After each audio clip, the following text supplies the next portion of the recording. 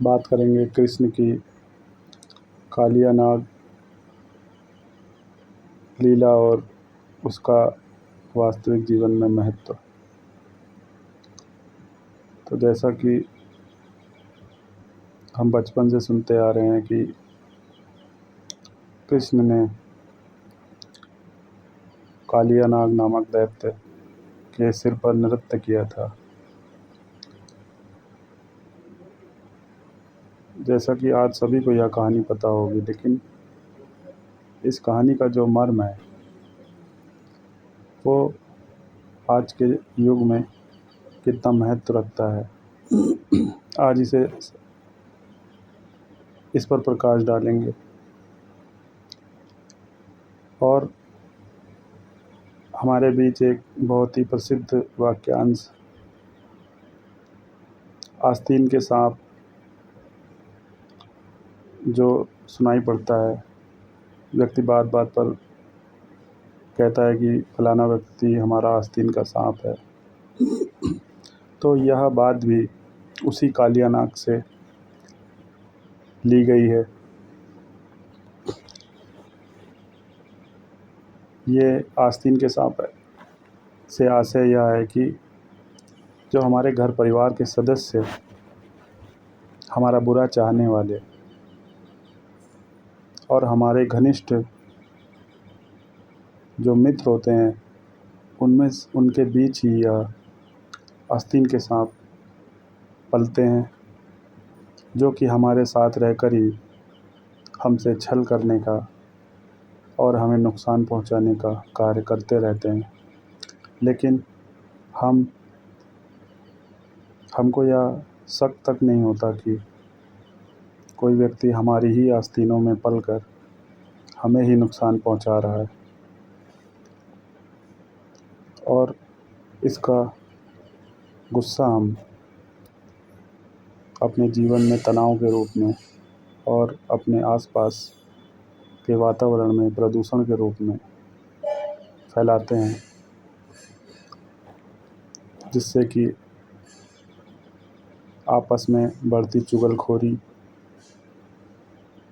और संबंधों में टकराव देखने को मिलता है, क्योंकि व्यक्ति को पता ही नहीं है कि वास्तव में उसकी समस्याओं की जड़ क्या है। जैसा कि आज यह समस्या अधिकांश रूप से देखने में आ रही है,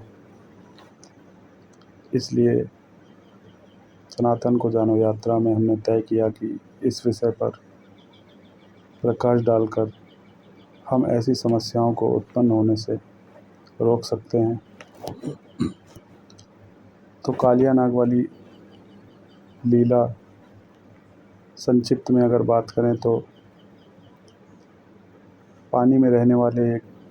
नाग रूपी दैत्य की कहानी है, जिसके कि कई मुख हैं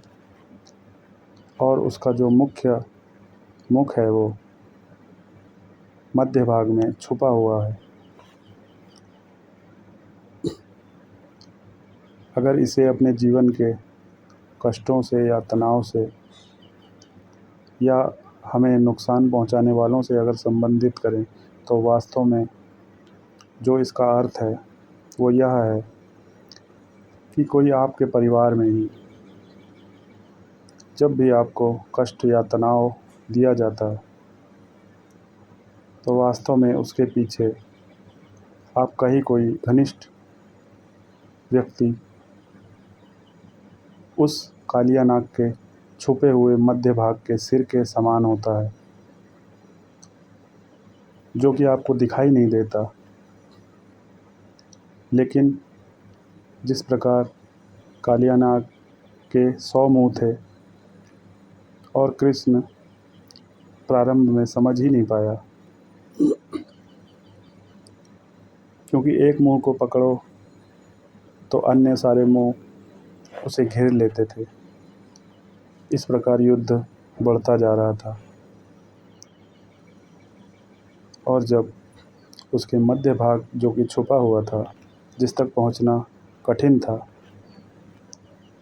कृष्ण उस तक पहुंचा और उसके सिर पर नृत्य किया, तो उस कालिया नाग के सभी मुंह नियंत्रण में आ गए।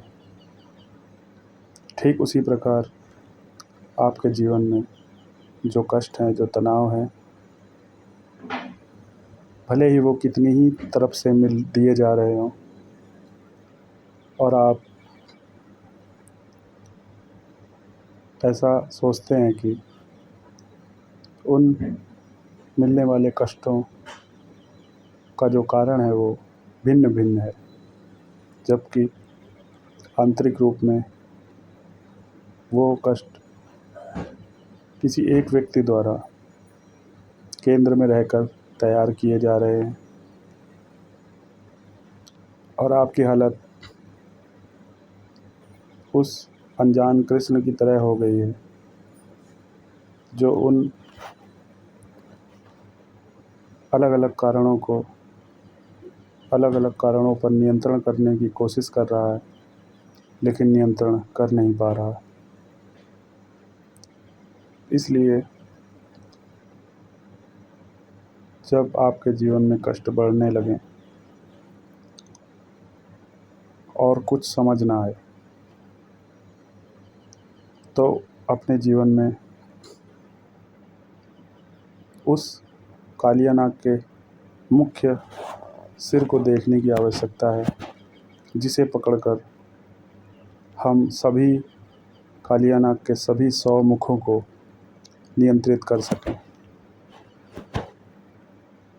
जबकि आज का व्यक्ति आध्यात्मिक रूप से जागरूक न होने के कारण